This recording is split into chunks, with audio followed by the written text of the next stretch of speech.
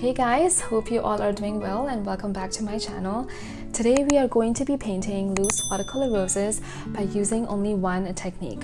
Super easy and fun and great for beginners. I have an extensive class on Skillshare with extra brushstroke exercises and techniques, so if you want to watch an extended real-time version of this painting, you can get a premium membership access free for 14 days. The link to that is in the description. You will need a bowl for water, paper towel. I only use these two brushes, which I will be linking in the description, so make sure to check that out if you're interested. I use Alifya watercolor paper.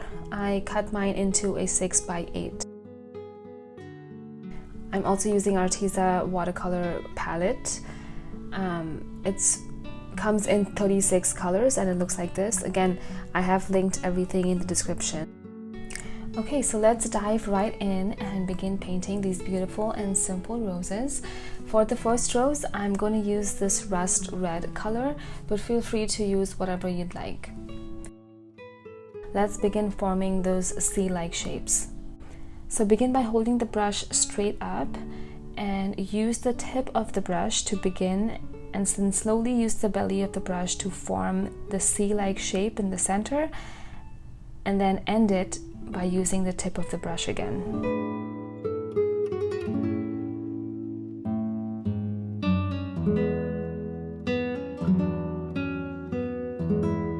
I like to paint my rose petals lighter as I move outward, so I'm going to be using more water here and less paint for these next petals. You can do that by dabbing the excess paint on your paper towel. Using the belly of your brush, wiggle your brush slightly to make it more of a random C-like shape. Notice how I do join some petals with each other and intentionally leave some out, some of the petals by itself, so leaving the white lines in between.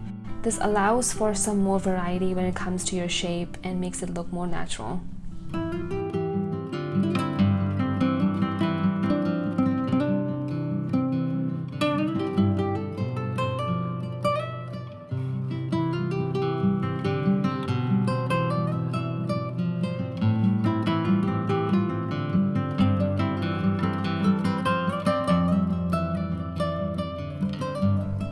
Before your paint completely dries, you can also add in some extra paint to certain sections if you wish, especially in the center, to build some more definition. If you've seen me before and haven't subscribed, make sure to do so right now. And if you are new here, welcome. My name is Alifya, and I hope you enjoy and subscribe by the end of this.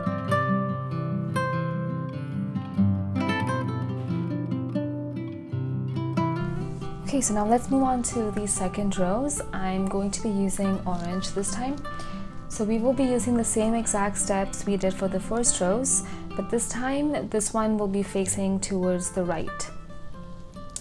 Think about slowly getting lighter as you move outward.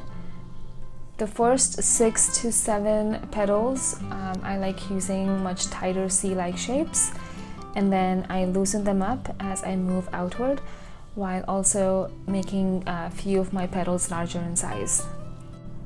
Keep these loose and random, and be conscious of keeping the right shape in mind so that you do not overdo them, so take it slow. The more you will paint these and practice this specific type of rose, this certain technique will become secondhand to you, and before you know it, you will become a pro at it. It's really quite simple and fun once you get the hang of it. So keep practicing and don't get discouraged if you did not get it right the first time. It happens to everyone, including me. So just take it slow, one petal at a time.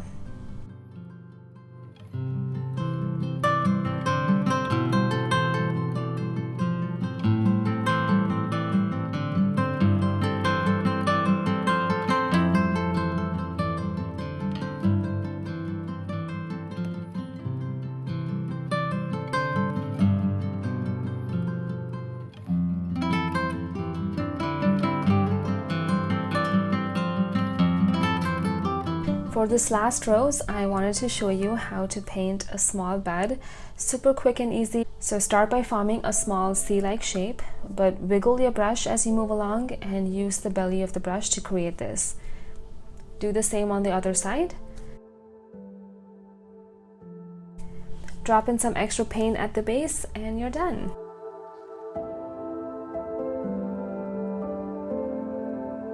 I'm now switching to a thinner brush to get in some stems. So using some dark green, I'm gonna paint in a thin stem and a few leaves coming out from it. Nothing crazy, just simple and basic.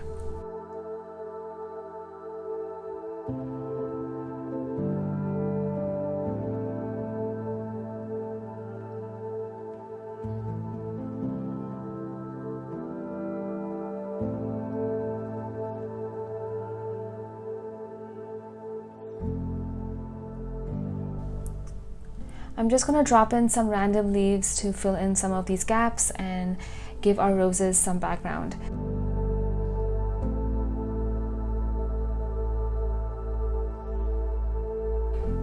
Start by giving it a tiny stem and then press the belly of the brush to form a curve, and then follow up with the same technique on the other side by closing the leaf.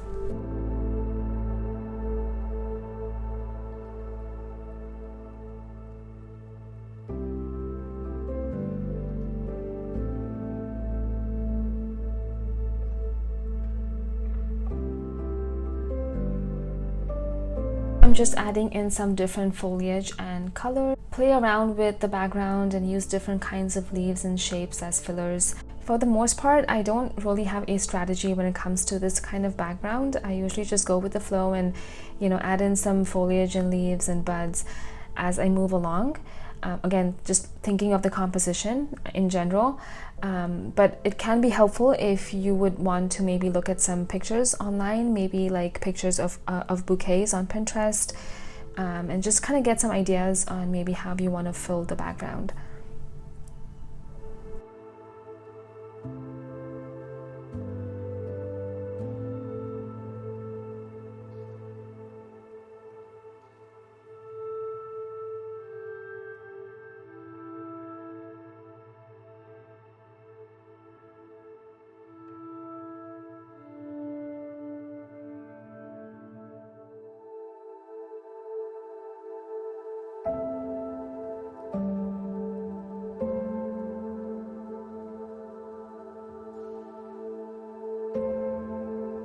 While the paint is still slightly damp, I am adding in some dabs of color at the base of the leaves.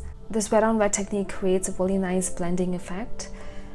It's very subtle, but it looks really nice once the paint is dry.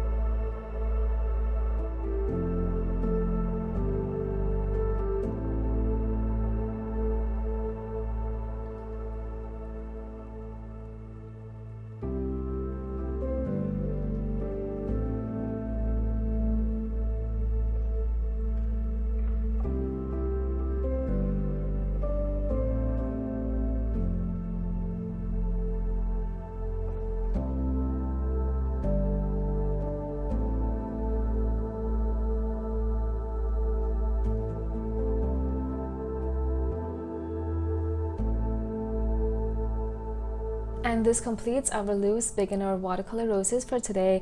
An extended real-time version is available on Skillshare, so if you're interested to watch that, make sure to click the link below. I've gone over everything in detail with more brushwork exercises as well. You can also get a premium membership access free for 14 days. Again, the links are below. Before you leave, please do not forget to subscribe if you haven't already, and hit that like button and notification bell so that you know when I upload. Thank you all so much for watching, and I will catch you very soon. Bye guys.